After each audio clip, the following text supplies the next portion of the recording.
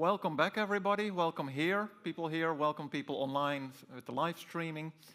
Dear i3 Instruments community, we will have a next session and we'll have a session continual on the interregional cooperation. How do we shape that? How do we make that happen? What are experiences? And this session will be led by a distinguished moderator. And I want to introduce, as a moderator of this session, Susana Elena Perez, Senior Researcher at Epicenter and i3 Support Facility Working Group Lead. Please give her a warm welcome.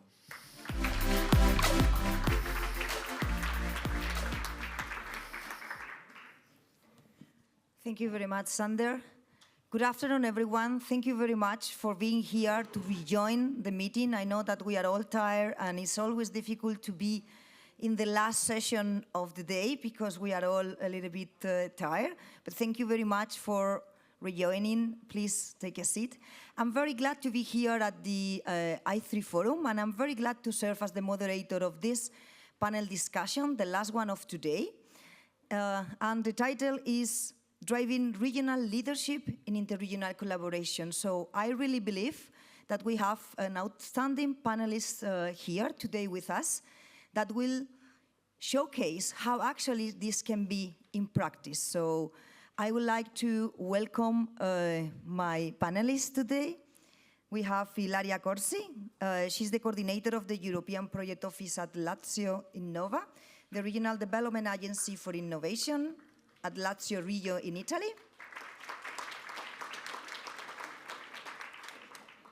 We have also with us Christoph Rosat.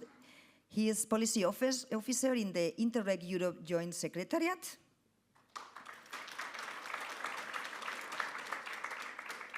We have also with us Marko Kren. He is the Head of Union Coordinator in Slovenian Sustainable Smart Specialization Strategy.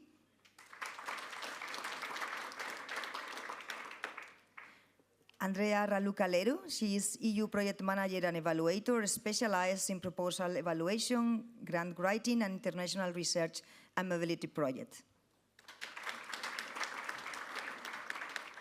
And last but not least, we have Tomasz Petrikowski. He currently leads the international team of Valencia office of the Interact program and shapes the program's corporate strategy as a member of the management board.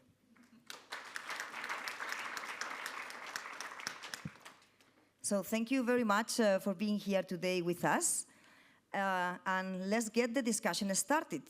As you know, we are going to be very precise with time. We already agree the timing, and we will really like to give the real opportunity, keeping our time very strict managed, to open the floor for discussion with you, with the audience. So please get ready for questions to all the panelists or to address specifically one of them. So I would like to begin with one question for each of you.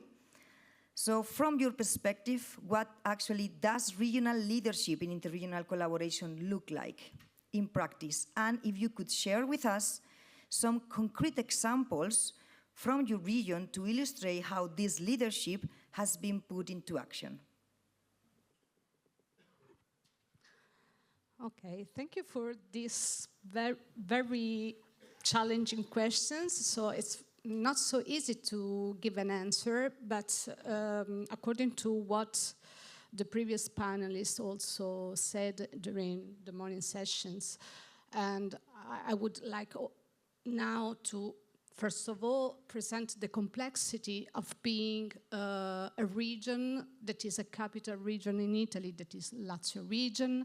We are a more developed region. We are classified as moderate innovator according to the Regional Innovation Scoreboard.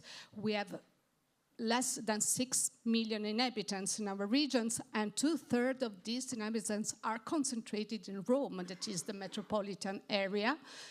And so we are a case study, let's say. And what does it mean to be a leader in interregional cooperation? First of all, I have to concentrate maybe on 3 aspects. The first one is to define priorities. In the previous panel session, they said how it's important to have a concentration on S3 dimension. I think it depends, of course, but in a complex region, maybe the concentration helps to define strategic areas of cooperations, to also to design strategic plans and also set up this strategic vision in order to let the local ecosystem be able to interact with other regions in Europe, for example, with I3 program, and also on those strategic areas of cooperation that are represents the industrial ecosystem and the innovation ecosystem in our region. Another point is, for sure, the internal structures.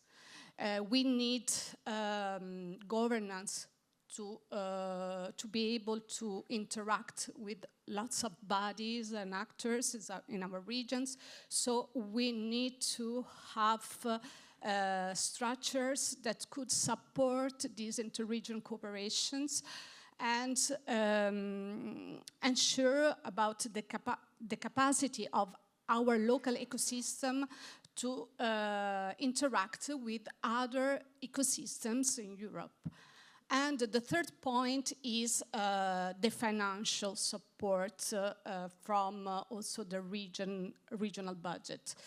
This is a strong point because, as also some other panelists said, it's difficult that a region could concentrate money outside the regional borders, but it's important to create this kind of connections outside the regional borders, because the challenges that a region is facing are challenges that could match other territories and maybe share experiences, methodologies, and try to work together to overcome those challenges. And maybe I could stop here and I will continue later. So I will take over. First of all, thank you very much for inviting us. It's very nice to represent Interreg Europe in I3 event. And I'm sure that we have already heard some hints about potential synergies with Interreg Europe. I mean, I will give it to my fellow Latvian colleagues who mentioned that policy brief prepared by Interreg Europe policy platform served as a methodology baseline for your I3 project. And we're happy to hear that, first of all. And we're going to probably talk about this place later as well. If we speak about leading interregional cooperation, Interreg Europe is all about interregional cooperation. This is our bread and butter, and managing authorities of funds of the policy instruments are our core clients, core beneficiaries. And in the current period, we have basically committed all the funds in 3 calls, 262 projects running in various priorities, and we see interregional cooperation across 36 countries, so all the EU plus Norway, Switzerland, Balkan countries, Moldova and Ukraine. So we have also newcomers coming in. And for them also, the question is, what is interregional cooperation, how it works? It's a new thing as well. But what we see in all our projects and also activities from the Policy Learning Platform is that the role of the lead partner or the coordinator is very, very important. And this is also why we are doing a lot of events on our side as a program to really support lead partners, like you're going to have here the coordinator day. Because the coordinators, in most cases, in our cases, mostly these regional authorities, they are the ones coming forward, they are the ones attracting other partners to the consortiums, putting forward their agendas, getting people on board, and then inviting other regions to cooperate. Because without the coordinators, without the lead partners, the organizations willing to take the big burden of running interregional cooperation project, none of this works, despite the funds. So this would be my takeaway, that you need really experienced and also interested coordinating organizations that want to do interregional cooperation projects, not just local fund absorption. Shortly from my side, thank you. Thank you.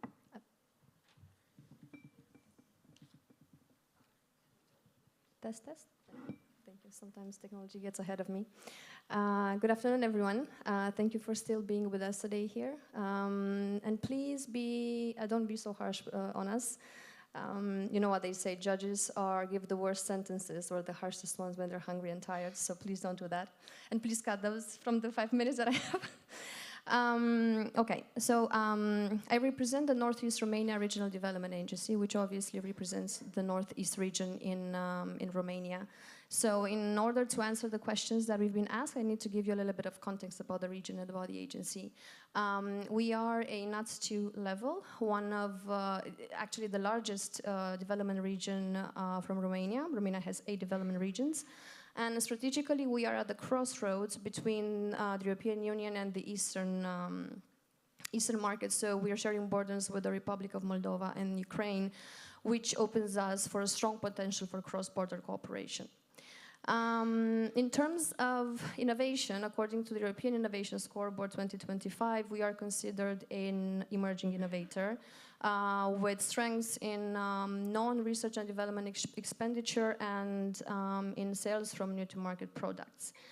Now, we as an agency are managing, let's say, the region. We are not a regional government per se, but we are the main institution for driving the social, economic, and cultural development in our region.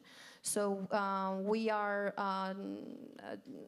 putting all the efforts in stimulating regional growth through coordinating strategic investments in very key areas according to our smart specialization strategy. But at the same time, we're also building our regional ecosystem and enhancing collaboration between all the Q4 actors.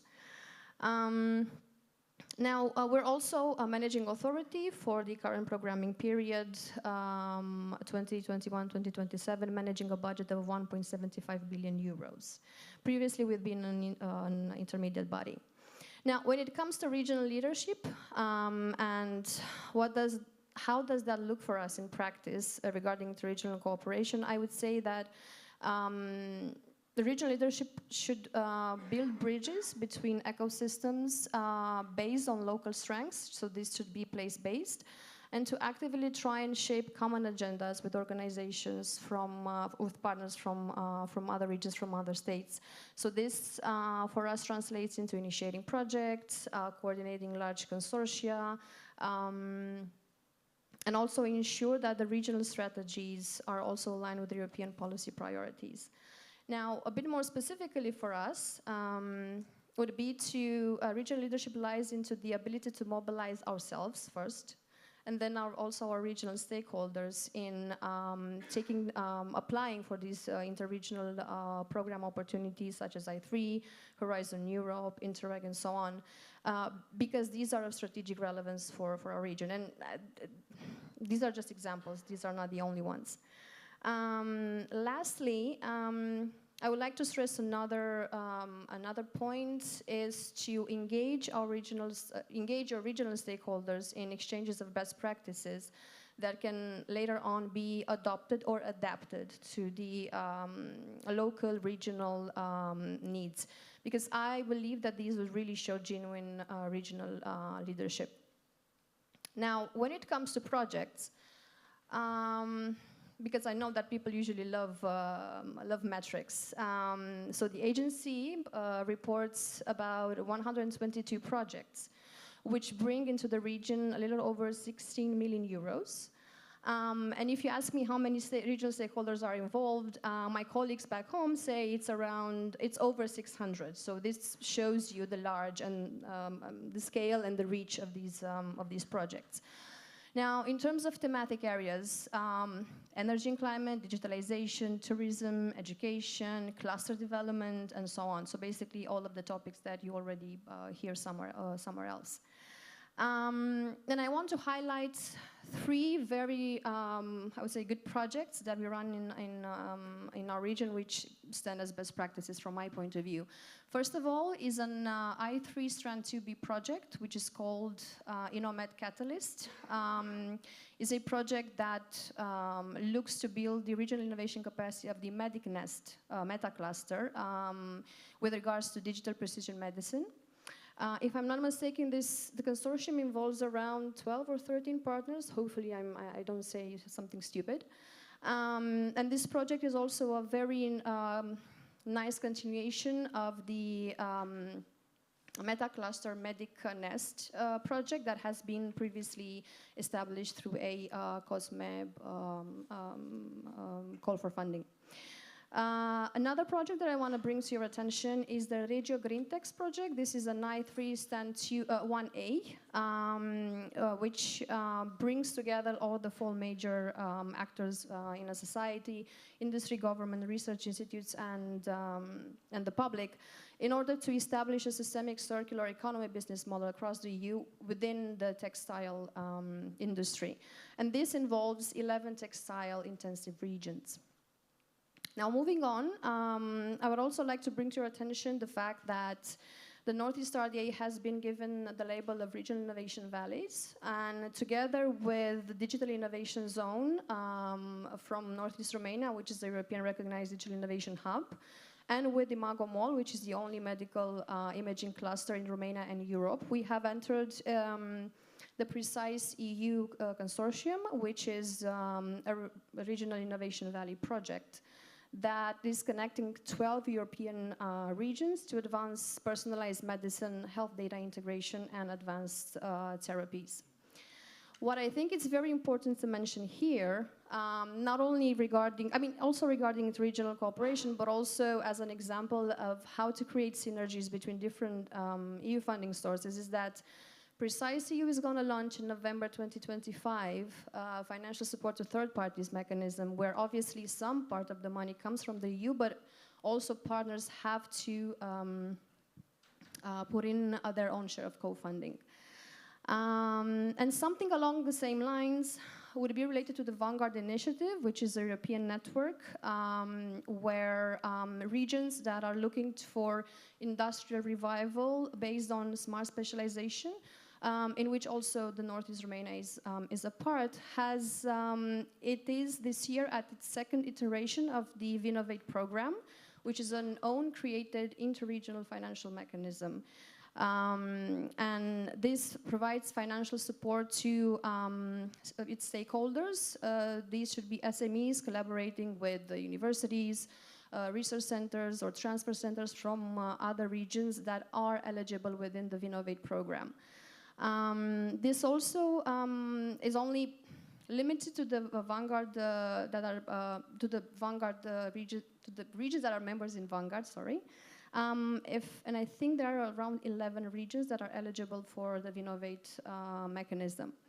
So yes, I wanted to stress out that how interregional cooperation works in I3 projects or in projects that are not related to I3, but at the same time to also give a sneak peek into some interregional funding mechanism that somehow managed to work, because it's very difficult to create synergies between different funding sources. It's a very long and ongoing process, but at the same time it's also difficult to tackle co-funding as a consortium, especially when you have large consortia like the ones that I've previously mentioned. So I think I'm going to wrap up here. Thank you.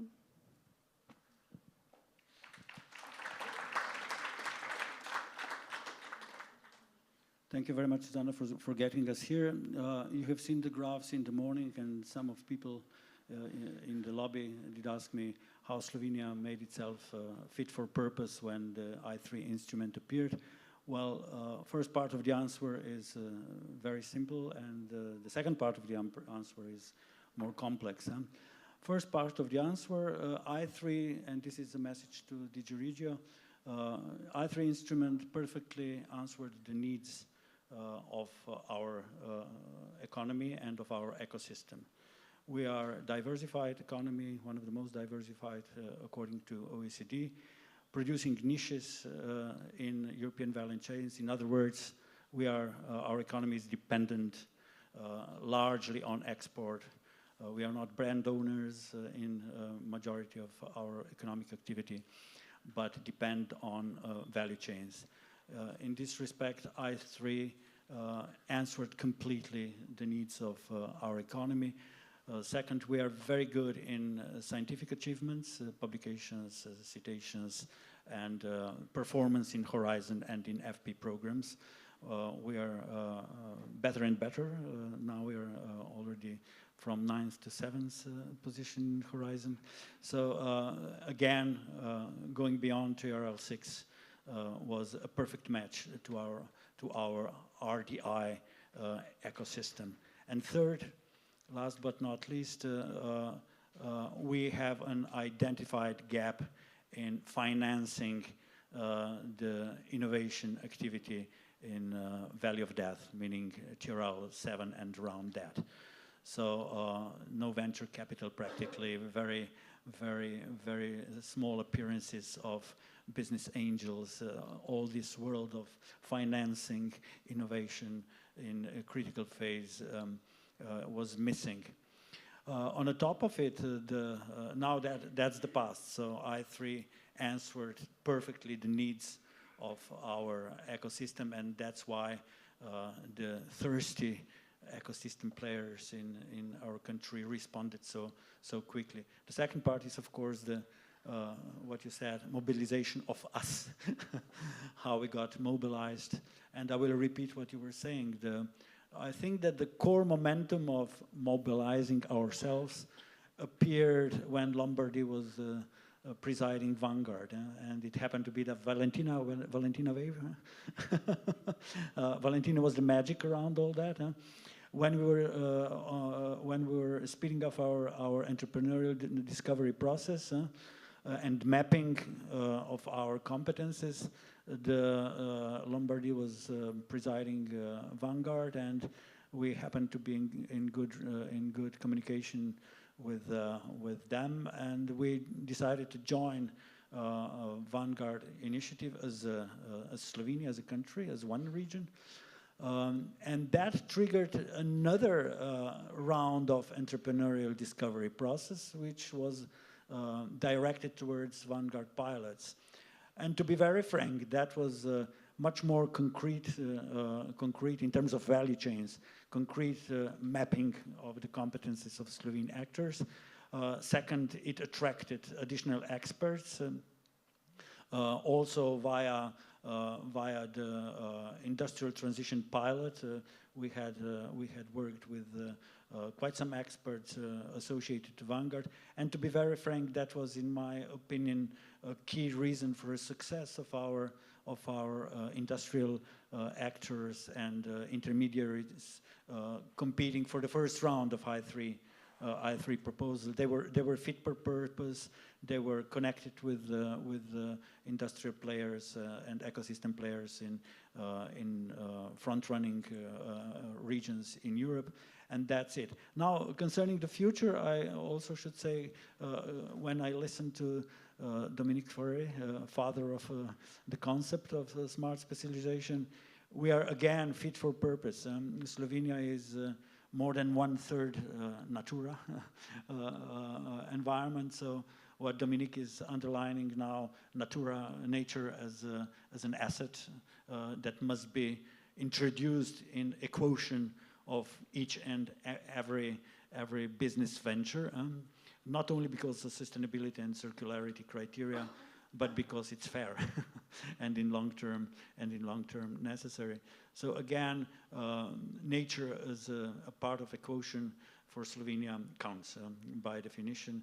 So Slovenia is fit for purpose also for the evolution of the S3 concept. So then the second part of the question is in this respect much more complex. It deals with how we design entrepreneurial discovery process to be credible, so that we inform and also with open data enable access to information and business intelligence and data intelligence to all partners.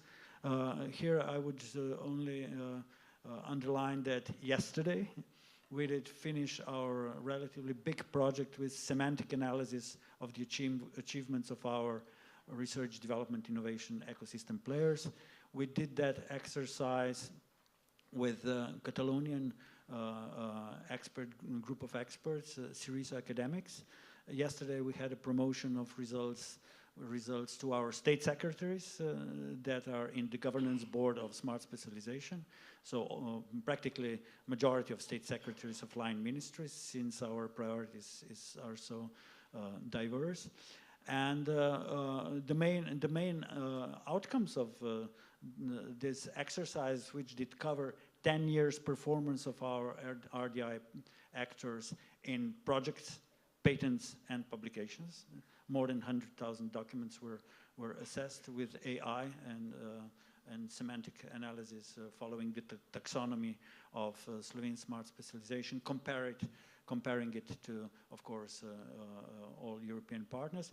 And it's proven that our domains are stable in the last 10 years. Our performance in European ecosystem is stably present, which is promising. So we have now good grounds and also data that all the partners can access easily. Our dashboard will be open for public in a week or 2 weeks.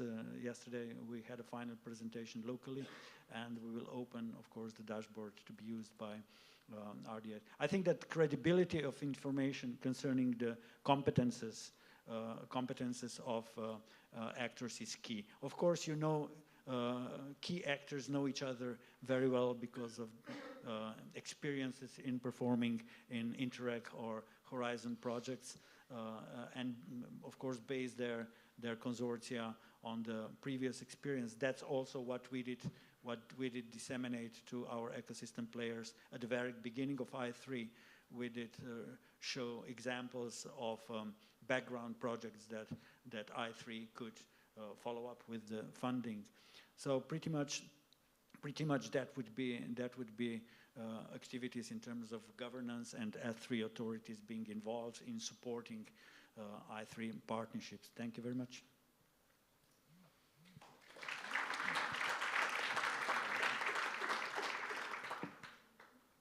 Right, I think I'll just wrap it up.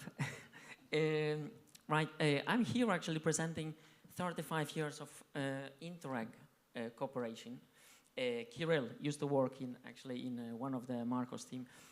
He used to work in Interreg, so he actually naturally found this connection with I3. Not historically, because what happened in the regulation initially, but maybe for a cooperation aspect. Now, maybe I'll start with the second part of the question. So how do we support actually the interregional cooperation? We are one of the Interreg programs. So Interact is supporting Interreg programs to be more effective and more efficient in managing cooperation. Now, with this, we work with the simplification, harmonization. If you have applied for any of the Interreg projects, there's a high chance that we are using actually the monitoring system developed by Interact for 55 programs across Europe.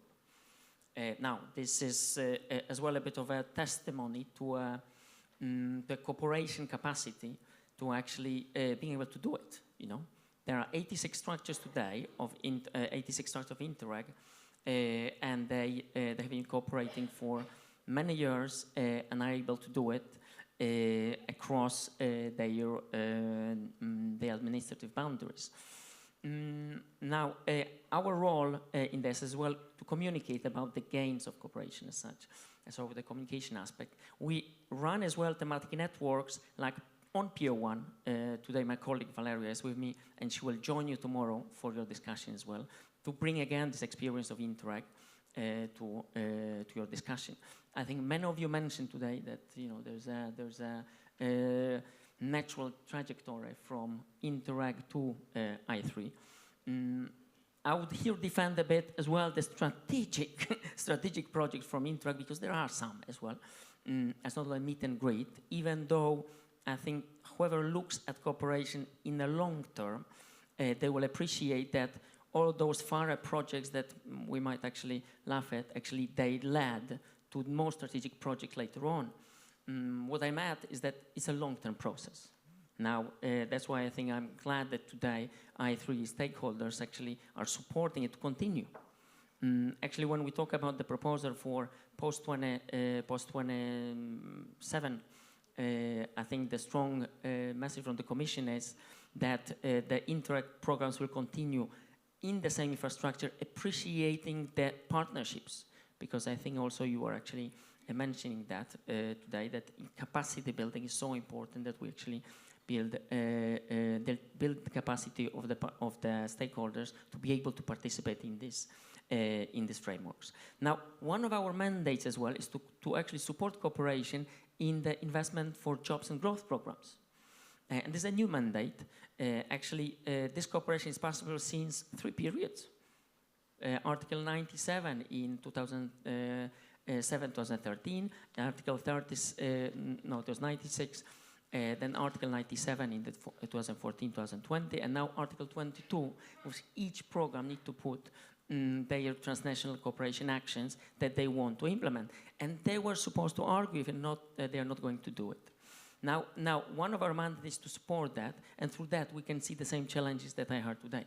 I mean, this event could have been an Interreg event as well, in 80%, you know. Maybe the content could be a bit different, and yet Valeria will show that this is not necessarily true. Now, in this support, we have to be concrete how we do it. We have a concrete team supporting the programs that are interested in implementing this. We have the events, workshops, guidelines, coaching, very much in partnership with the Interreg Europe, peer-to-peer events. We participate together. While in Interreg Europe, we can do the project. While in our case, we can support the managing authority if they want to open a call where they are actually, within their regional program, are open to international cooperation. So they do know how to structure the call, who's going to evaluate it, what will be the rules, and what will be the eligibility rules, etc., etc. And we provide that, okay? When you go to the Interreg website, you can see it. And then something that was also mentioned today and important is the partnership. How do you find partners? So what we did, we actually analyzed all regional operation programs for the section, the relevant section for cooperation.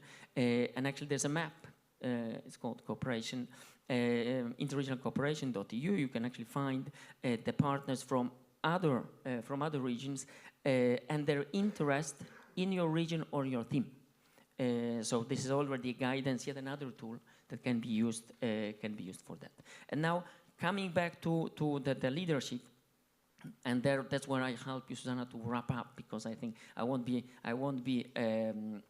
repeating everything, but it's based on our experience. One of this is the strategy, the clarity of the strategy, and I think it was mentioned a few times here. How do you want to use cooperation in your international strategy, in your value chains, but the clarity at the level of politics or policy? How do when we're talking about the regional, it's a policy, but also anchored in some sort of political decisions. We have an example from Basilicata region from Italy, where actually over the years they had this plan, and for each budgetary period they actually defended cooperation with different political parties to be set, actually to be the budget set for this. So one of this is political commitment. I think so. Wolfgang said it. There's a political decision, but there's one part of it. Then being aware of what's out there and what do you want to choose to participate in. I think actually I spoke to Jose, the one who was on the panel. We said we have too many projects, and I think if you talk about the leaders, probably they know how to choose already. Okay, they've been there, they tried it, and I think that's why this long-term perspective is so important. Try it, test it. We know which way we want to go. Then putting resources on. Again, coming back to what Wolfgang said, do you want to spend money outside your region? Again, for 3 periods it was possible. Actually, we have projects from 2000 where actually the Dutch region invest in Germany in flood protection because it made sense actually. And they spent a lot of money on this, and it actually was eligible, was possible. Again, it solved an issue, okay? So there's another aspect, the strategy linked to what we as well today said from, I think, Latvia, Starrise, talking to your stakeholders. So we are anchored in your territory. Now, I'm coming from European territorial cooperation, so most of our strategies are territorial. So we really place-based, so we understand that this is actually solving an issue. And then a few last things, resources in terms of staff capacities, because there are high entry costs to enter cooperation actually. not everyone has just the language, just the language, who to talk to. And that's why this call for capacity, which is not new. If we look all the cohesion reports, the past one, capacity building is mentioned one of the key key ingredients there. So hopefully this will actually continue. And then maybe the last point is as well linked to the long-term commitment is capitalization of experience.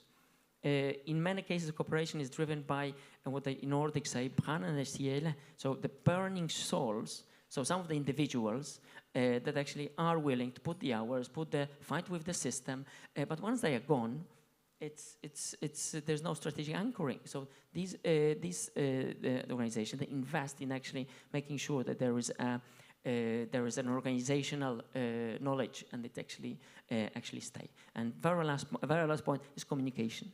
It's communication because cooperation is complex, takes time, there will be delays, and you need to make sure that your stakeholders know where you are, when it will be ready to apply for a project, etc., and that they need to have enough trust, okay, to do the process with you. Okay, so this active communication and building trust is also key. Okay, thank you.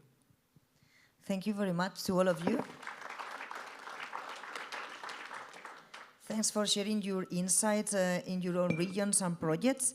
I would like to continue the discussion building on some of the elements that Thomas already mentioned about the main obstacles. I don't know, maybe Christoph, that you also have this EU angle. You can highlight additional or the same obstacles. And then to both of you, Christoph and Thomas, how can we better support regions to align their regional priorities with EU-level strategies? Thanks. About obstacles, I mean, there was some very good points already said about obstacles, and I think if we speak about entry level, indeed, it was, you referred to the previous panel that Interreg in general is lower entry level program compared to I3, and it is, obviously, and especially if you compare to Horizon, it's miles difference. In fact, I think all of our three calls we had very, very high success rates. We had 56, 55% success rate. And in the last closed call for the pilot actions, which was a small-scale testing, it's close to 90%. Indeed. So these are, let's say, lower access level programs. And again, since we are geared towards mostly regional authorities, public authorities, not SMEs, not companies, the co-financing issue is also a bit less probably relevant thing, or the cash flow. Nevertheless, if we look at the progression of the program, and I think it's the same case for I3, the complexity of the projects and complexity of the teams addressed by the projects is increasing. I remember in the first call we had maybe 1 or 2 projects tackling AI. In the third call we have multitude of projects tackling AI from the public sector, for the private sector, for value chains, etc. The same goes with the hydrogen. We had few projects on hydrogen. It was mostly about energy efficiency. Now we have multiple projects also dealing from the policy perspective with the hydrogen value chains. Moreover, we're going to address the hydrogen value chains in the upcoming policy learning platform event in Amsterdam in November, addressing European value chains in hydrogen, again, from a policy perspective, less so maybe from a company perspective. Same goes for different topics. We have project on airspace value chain, again, from a policy perspective, involving companies, involving partnership from Ukraine, which is discovery partner. Again, discovery partners was something that we introduced for the new upcoming countries, for the candidate countries, very, very light level of involvement to just get them inside.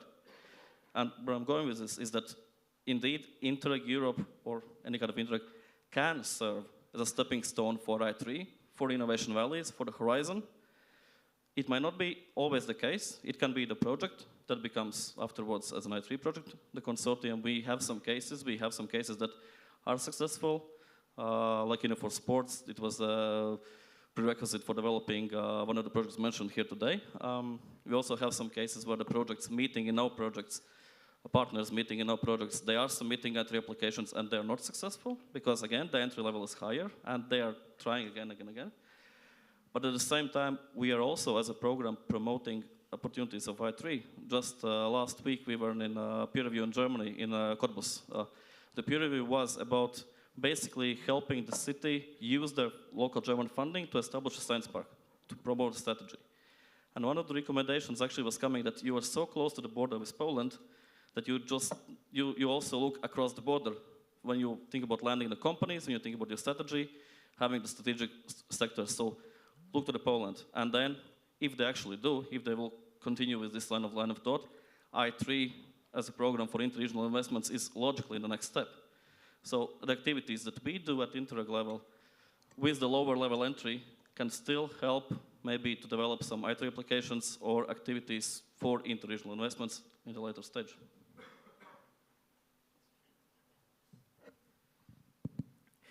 Just very shortly to add on this. At one point, I think DigiRegio had a very good idea to connect cross-border obstacles with a single market. Okay, and we're coming back to the origins of the single market.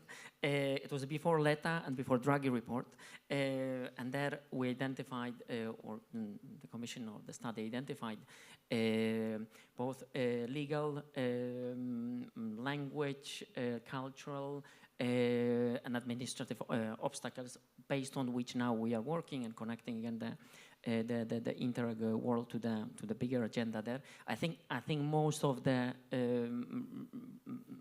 authorities who want to cooperate, they admitted this. Additionally, there's a political resistance. Wolfgang maybe mentioned. I think this sums up maybe this.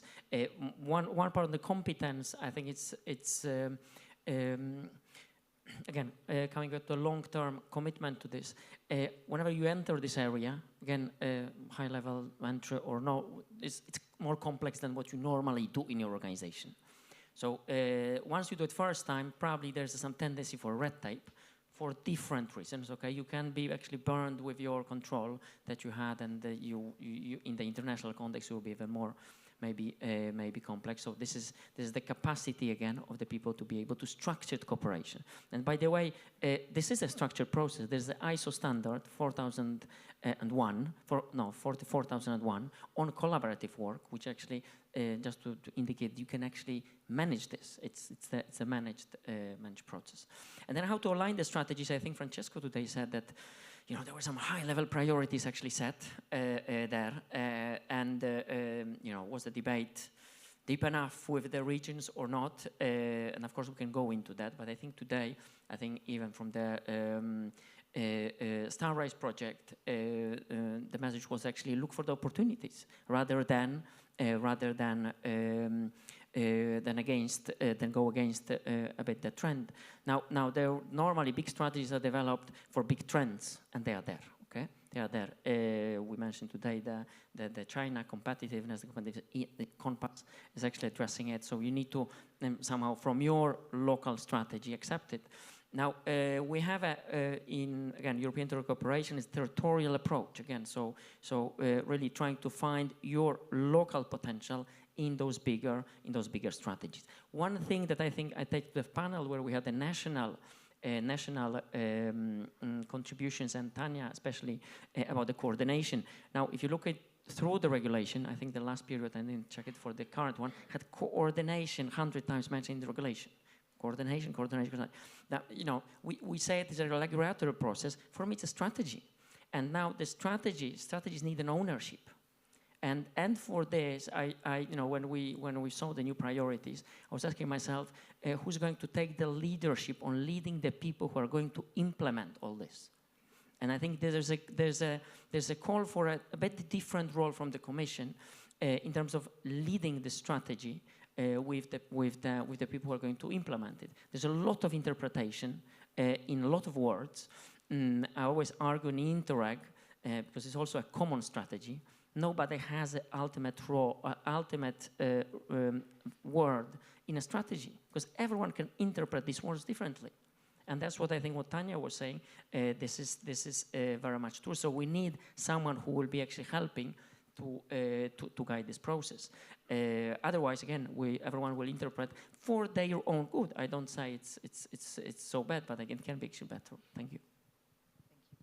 So that's great because I think we are talking about leadership, and I want to listen from Ilaria and from Andrea, particularly from their experience in Lazio and in northeast Romania, how you actually balance these local priorities with these high-level strategies in practical terms, and also from the instruments that you have implemented, in this current program and learning from that, what could you do differently now? Okay, I would like to give an answer to this question by starting from the last point about the engagement of the local actors and how it's hard to engage local actors. You need to provide to them the possibility to talk with also the policymakers and so on. So we try to create some regional programs and activities that one of these is called, for example, Info Day Europe Project Lab for Europe, where we are now, we can count 500 participants willing to know more about the interregional cooperation opportunities, European program, and so on. So, for example, we present in this laboratory for European projects also some cascading grants coming from I3 projects. One of these is here my colleague Eleonora Lombardi from for CFIs. We presented this call for proposals. We try to let the local actors and companies participate in this opportunity. Lazio Innova is the major regional development agency in Lazio region focusing on innovation. So we put lots of our efforts in innovation, creativity, sustainability, and we think all this this could represent assets that could leverage the development in our region. So it is the heart of our mission in the region. And we try, but the challenge for us is trying to co-create and co-design programs, activities that could match the needs of the local actors, local ecosystem, innovation ecosystem that is represented by different kind of actors. Let's think about researchers from academia, but also new startups, new businesses. They need not only money, but they need supporting services, coaching, mentoring, trainings as well. So it's important to combine all the things together and give some concrete actions to support the interregional cooperation.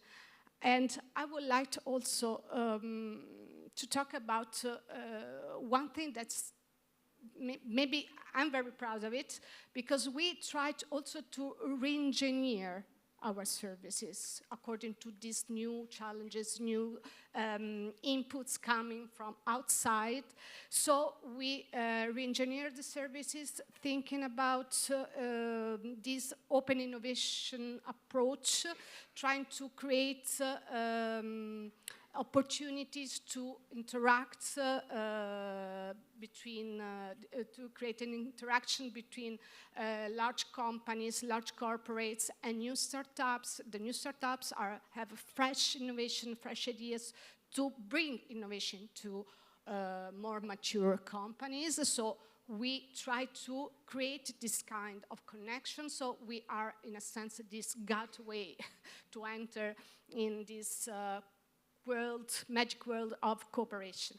But we stress ourselves in doing more and make a step ahead and trying to create something new. So I'm happy to announce that in 2026 we will launch a new regional innovation hub in the center of Rome, Italy. That will be our challenge, let's say, concentrating on green economy, energy, climate action. And we would like to attract knowledge, talents, capacity, expertise in order to create this collective mindset that could bring innovation and connection to other ecosystem in Europe. So it's a huge challenge for us, but we really believe that this could be a good starting point. And yes, it will be a regional hub, but it's one of its aims, objectives, is to start with interregional cooperations. So the hub has also the mission to create connection with European networks, for example, that are very useful. EURADA is one of it, but there are also Enterprise Europe Network and other networks, and use all this aggregation to give opportunities and support the local-based actors to catch each opportunity at the best. So I will be very brief to allow discussion later on. So we take advantage that we are a managing authority, and we take advantage of flexibility of regulations for cohesion policy on European level. Example, the regulation for STEP, Strategic Technology for Europe platform, enabled quite some access of flexibility. We did reprogram our cohesion program immediately, and now we have a call prepared for roughly 100 million euro for strategic sector, clean tech, deep tech, digital, and biotech. Amongst others, some IPC, important projects of common European interest, will be funded through that scheme in health, digital, etc. So that's where I think the coherence of programs on strategic priorities of Europe and national programming can be exhibited in relatively efficient way, providing of course that the financial flows allow the implementation. So thank you. Thank you. I'm going to be very brief. I've seen that we haven't aligned our speeches, but we do seem to touch upon multiple common points. And I'm going to say something that is probably very simple, but it has to be said. And at the same time, it's going to be something that I think Thomas will like. I have some buzzwords. So how to balance local priorities with the broader goals of interregional programs? I would say we would need to start from common areas that will reinforce each other. So for example, the way we approach interregional cooperation, doesn't matter the program, is we have a territorial approach. We look at our smart specialization strategy because that shows what our strengths are, so what we can work with and what our needs are. And then these interregional programs provide the framework and the resources to address the challenges that we have and go beyond borders and find peers that deal with similar issues. And then this way we could also contribute and align our interventions with the green transition, digital transition, the social transition, and so on. So by connecting these two, we actually do deliver tangible results for the stakeholders, since they would have access to knowledge, to markets, to other partners. And it allows us to contribute to what the European Commission wants: cohesion, resilience, competitiveness. So I would say this would be a win-win situation. Now, regarding to what we do differently in setting up a support mechanism, I will be very specific, since I've been talking about projects, interregional cooperation, and I've given an example of large consortia. The lessons we learned so far, such large consortia, interregional collaboration initiatives can be very difficult to handle in terms of communication and governance structure. So what we would do different is to establish very straightforward steps and structure for communication and collaboration and governance at the same time, because this avoids misunderstandings along the way, but also builds the trust that we've also been speaking about. And also, and I think also very important, and also touches upon what Thomas was saying, I think we need to also, in advance, build the capacity of the local stakeholders to be actually equip them with what they need in order to be able to take ownership and leadership of such interregional initiatives. So bottom line, yes, this would be my 2 cents on it. Thank you. Thank you very much. I mean, we will need another hour to keep going in the discussion. But maybe we have time for 1-2 questions from the audience. So please feel free to address the panel or a specific question to one of the panelists. Now is time for you before we wrap up. You raise your hand if you need the micro. There is one question there. Thank you. You inspired me with the last sentence. So how you can support these local leaders? How you build the capacity? Yeah, can really support the local leaders. Well, by actually, I would say, trying to understand what their needs are, and having this open and continuous communication with them. And it is not always easy. There are several mechanisms that this can be done, and also you can discover your own ecosystem by already established processes like the entrepreneurial discovery system. But you learn as you learn by doing. I don't think there's a recipe for that. And I think since every region has its own particularity, we're a less developed region. What I've also noticed, being a representative in the Brussels office, we also do grassroots level education with them. Also in peer-to-peer conversations, but also we devise wider initiatives that touches upon wider needs of the region.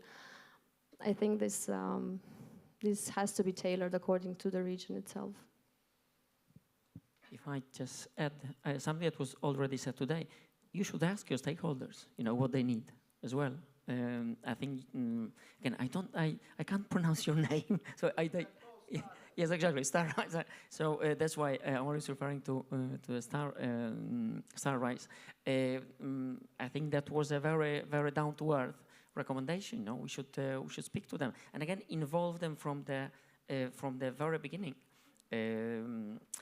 I think the Commission is asking the Interreg programs to program, even though we don't have the legal base, and people are doing that. I mean, with 35 years, we already learned that we can actually do it, and the same I think with the regional stakeholders. I think this trust needs to be built through communication. One of the ideas. Thank you. Okay, we take the last question.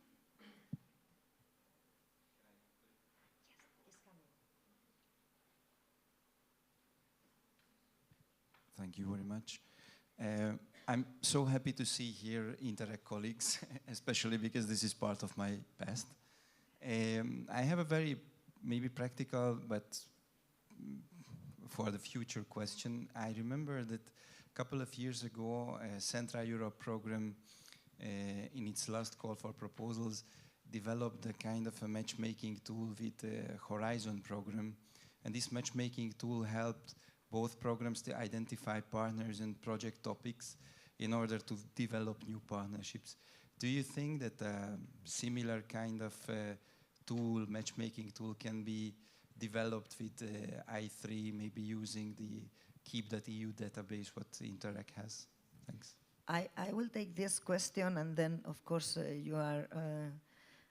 you can contribute, but as it was explained this morning by our colleagues of the I3 Super Facility, actually, as part of the I3 Super Facility, we are building a matchmaking platform that will help this and will be a tool that can be used by all regions and important stakeholders, so for free.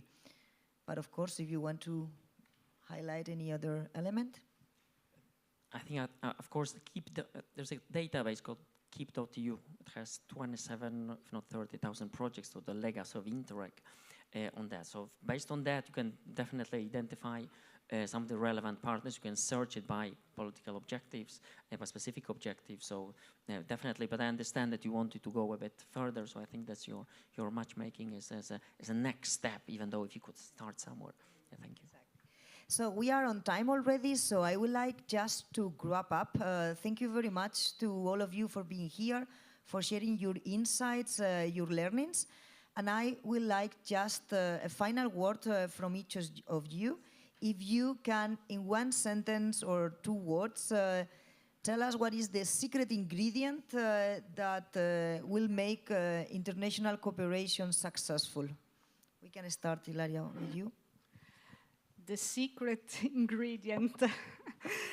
I don't know if it is secret, but we could push our effort on the strategic networking, and so making also a disruptive networking, let's say, and also the stakeholder engagement.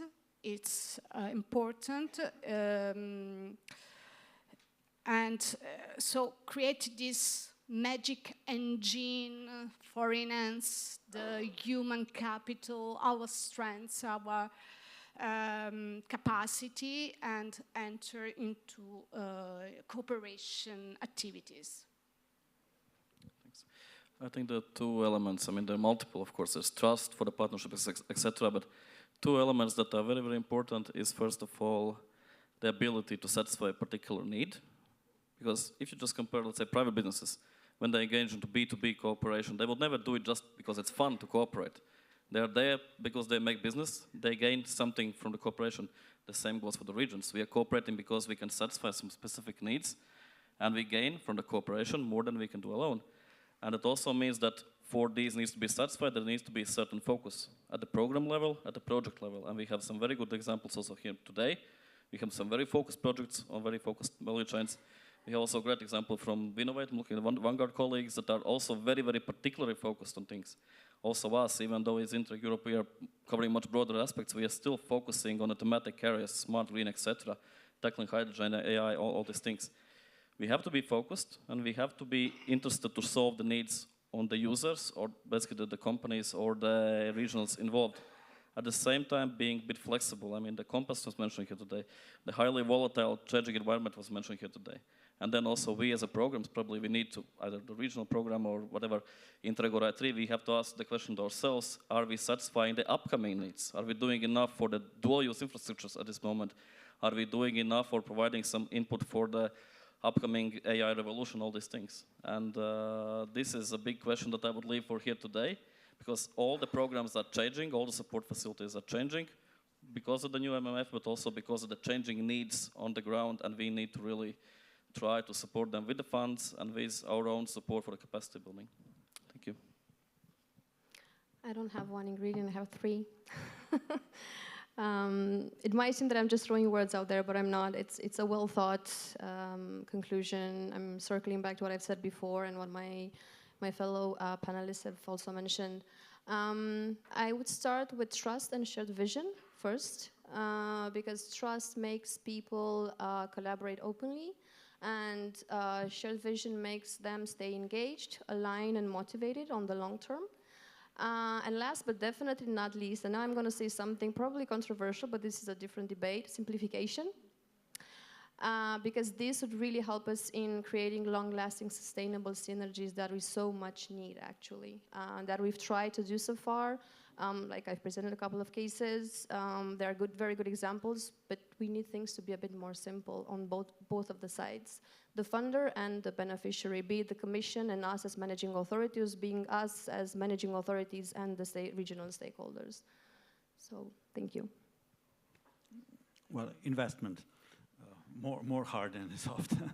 I managed to convince my headquarters that interregional collaboration is an investment which is risky but pays off in long term. So my credo is that at least 1/3 of the full-time equivalent of civil servants in my unit and those who do development must invest in hands-on interregional collaboration. So at least 1/3. So that's it, investment. And again, just to wrap it up, don't want to repeat, one, on European level, I think it's an active facilitation of the strategy that actually engages the regional stakeholders that come with their real needs, so that they have a vision for what they want to use the cooperation for. Thank you. So thank you very much. Let's finish here.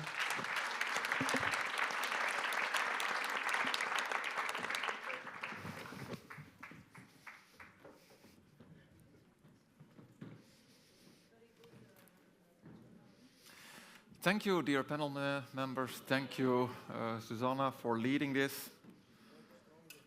We're coming already to a close of this excellent day. So many things already heard, so many ideas at different level.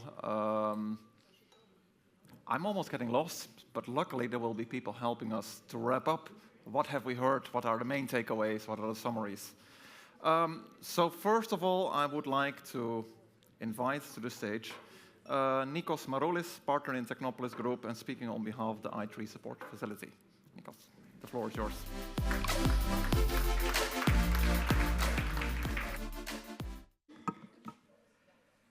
Okay.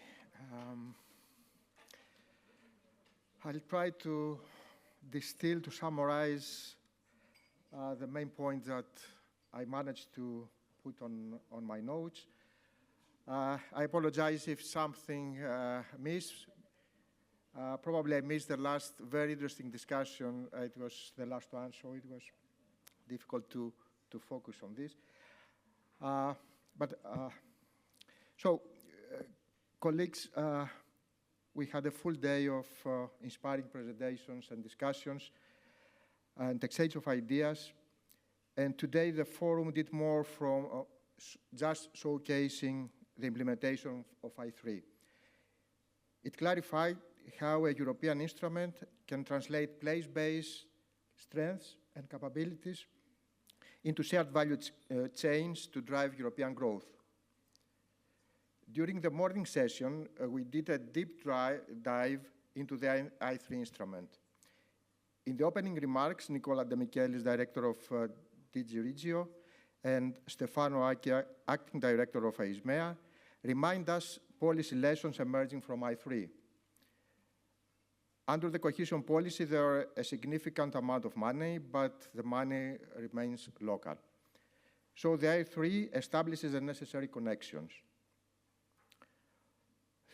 It shows that perceived tension, I3 implementation shows that the perceived tension between competitiveness and cohesion is largely artificial, proving instead that both advance together. It highlights, I3, how local ecosystems are essential drivers of European priorities. And finally, it demonstrates that with I3, no region is left behind. During the plenary session, we did a deep dive again with a presentation spotlighting how I3 is evolving into a true European pipeline, scaling up investments, widening regional participation, and anchoring support services for long-term impact. We learned that the instrument is now operating at meaningful scale and with predictability. The portfolio has reached 70 projects across recent calls with a clear schedule ahead, new capacity building and investment windows through 26-27, and total commitments around 301 million. This gives regions and ecosystems the policy certainty to plan multi-year investment pipelines rather than one-off bids. We saw also that the demand is strong and the community is growing beyond the usual suspects. We learned also that I3 is not reinforcing old strongholds. It is widening the network. Interregional ties are extended beyond traditional hubs. Less developed regions are more present in collaborative structures, and projects are advancing on pilots and capacity rather than stopping at strategy. The instrument is also crowding in SMEs through financial support to third parties, and many consortia are already planning their life after I3 with realistic follow-up funding paths. These are systemic effects, not just anecdotes. Third, the support facility is maturing into a common infrastructure, an observatory that tracks projects and trends, policy discussion groups and working visits for peer learning, and a partner search for launching is going to launch next month.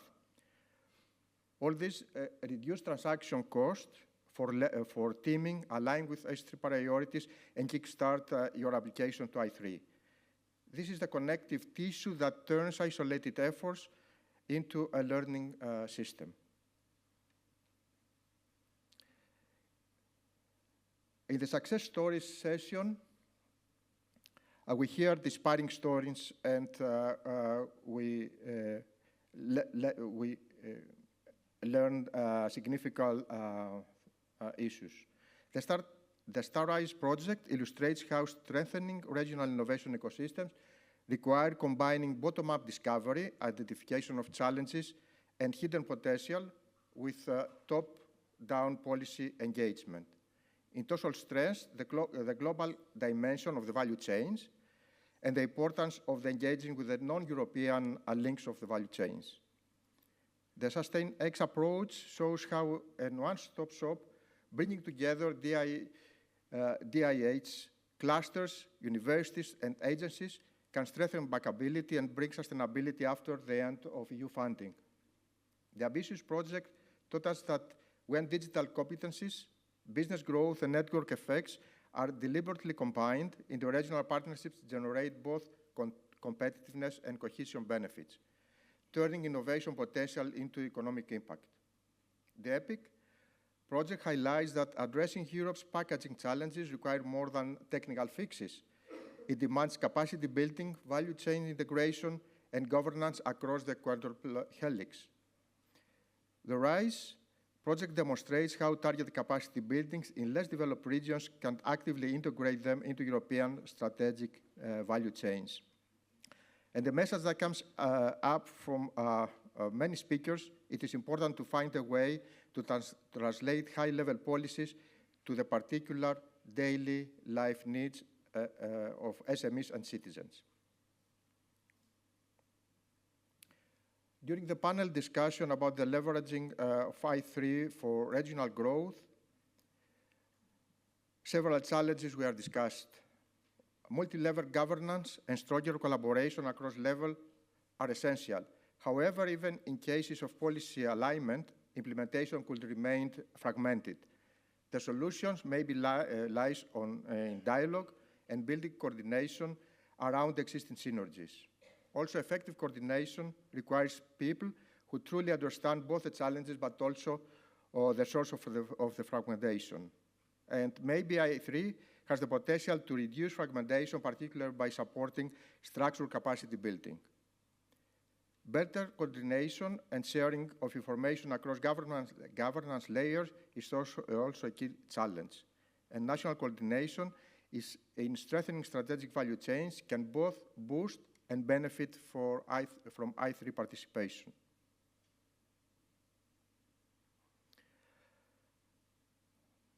In the session about aligning regional ambitions with Europe's strategic priorities, the message was unequivocal.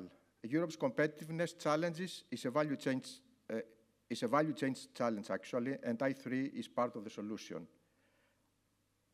Out of the remarkably interesting discussion, I'd like to focus on three takeaways.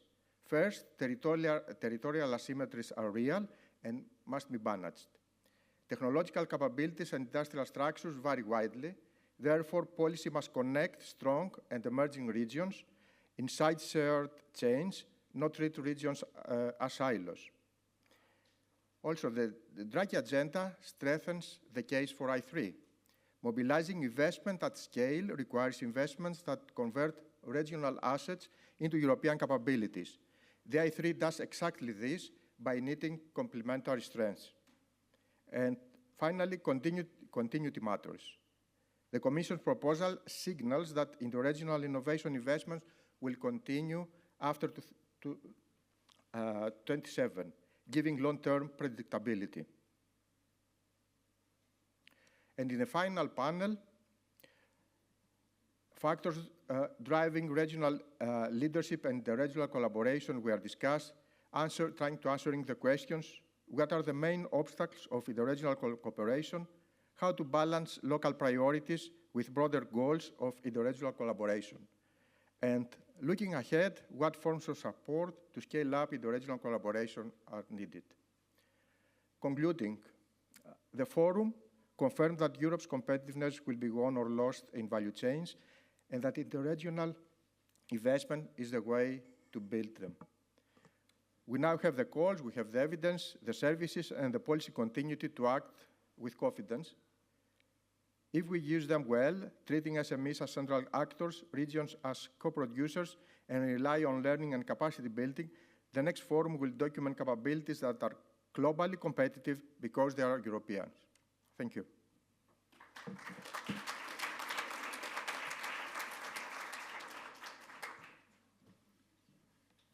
Thank you very much, Nikos. I have to say, I will invite you to all my online meetings because my AI note-taker is not as good as you are. Excellent summary, amazing. Thank you for this. And now I want to invite the last final speaker to help us wrap up today, help to close this first annual I3 Instrument Forum, to bring it to a close. And I would like to have a warm applause for Wolfgang Münch, Senior Expert at DG Regio.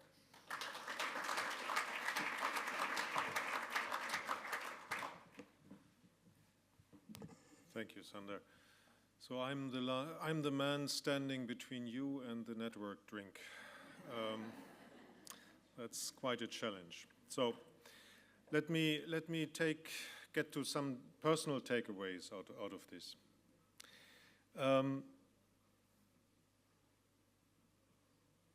What we saw at the beginning of the day with all these statistics is I found quite amazing. And one of the highlights was that the majority of the projects want to look for private funding after. And this, I think, is a very fantastic achievement because we are avoiding this project hopping from one source of public financing to the next. So I think this is really showing that I3 is doing a good thing. What we also heard is that obviously I3 becomes a bit more known in the cohesion environment among the stakeholders. So we heard from Marco, for example, that S3 and I3 are getting closer together and helping the implementation. I think this is a good example of how to move forward. What I think is what is unique, and we should keep it in our mind, is that we are first dealing with innovation. And as you know, in Europe we don't have many unicorns, but we have enterprises that are innovative, but they are different animal. Often they are shy deer and not well fed. So you look into one direction and then you look in the other, and this shy deer disappeared. So you need to be fast. And this is also what this instrument needs to be, fast. The other interesting part is that we deal here ideally with enterprises.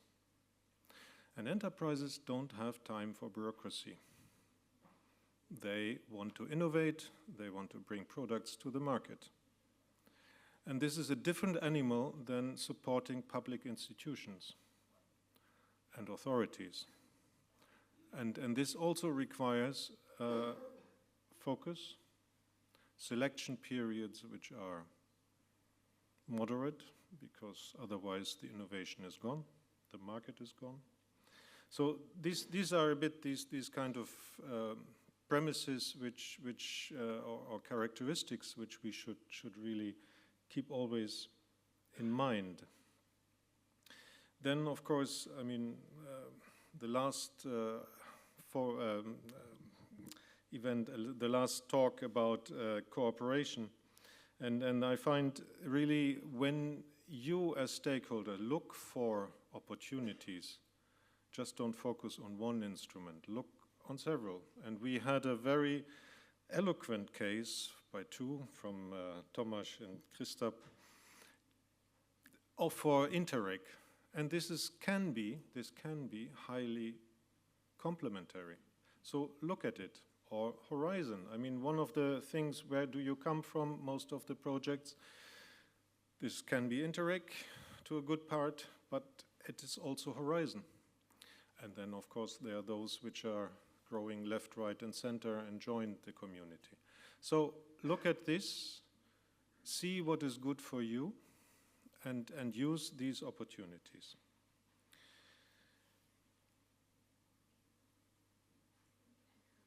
And with that, I close my speech. Thank you very much.